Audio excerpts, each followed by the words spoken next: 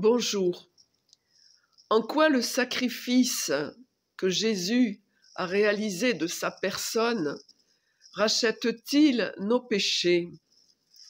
Eh bien, Jésus, en bon berger, est venu livrer une bataille au corps à corps avec le mal le plus abject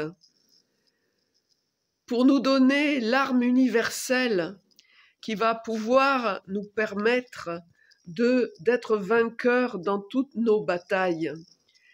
Et en cela, non seulement il nous dit son amour incommensurable, mais en plus il nous dit son pardon.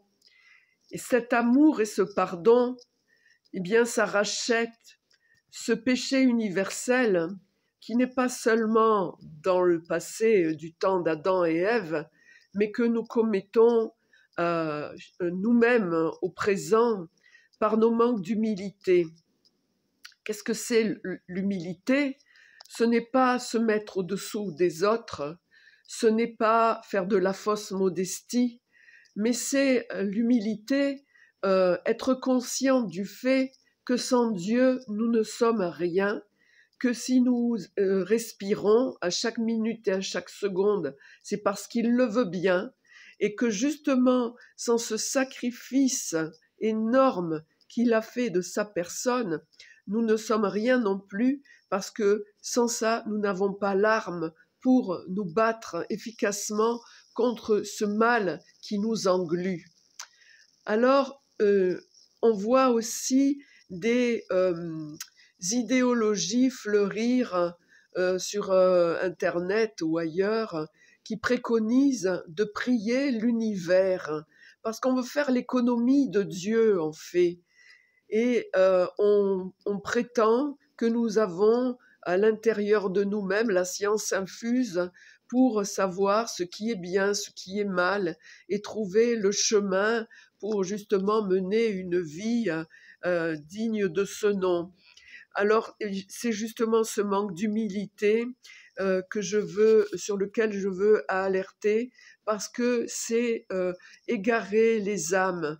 Le paganisme consistait justement à prier la création plutôt que le créateur et à attribuer des pouvoirs à des objets inertes. Et on voit bien justement ce qui se passe actuellement, où on pille la terre pour extraire ces merveilleuses pierres auxquelles on attribue des pouvoirs et on en fait des colifichets. C'est donc un retour en arrière. Donc, remettons Dieu au centre, parce que c'est lui qui nous donne la voie à suivre. Jésus a monté la barre d'un cran. Jésus nous a indiqué le chemin à suivre. Donc, ne nous égarons pas à prier la création plutôt que le Créateur. La création, elle est magnifique, elle est vraiment digne de notre émerveillement, mais ce n'est pas le Créateur. Alors certaines personnes qui justement sont dans ces courants de pensée reprochent à l'Église les crimes qu'elle a pu commettre, le sang qu'elle a pu verser. C'est oublier le nombre d'âmes superbes qui sont toutes à l'honneur de l'humanité qu'elle a pu susciter au cours des siècles. Alors l'Église, bien sûr, elle a été attaquée, elle a été minée de l'intérieur par des loups qui se sont déguisés en agneaux. Eh bien, ça n'enlève pas sa valeur, parce que Jésus est là, présent, qui veille et qui, malgré justement ce mal qui a essayé de la miner de l'intérieur, a réussi à la faire perdurer au long des siècles et à en faire surgir des âmes merveilleuses malgré tout cela. Donc, ne nous laissons pas tromper et ne suivons pas les mauvais bergers. Voilà, je voulais faire cette vidéo pour éventuellement éviter à des âmes de s'égarer.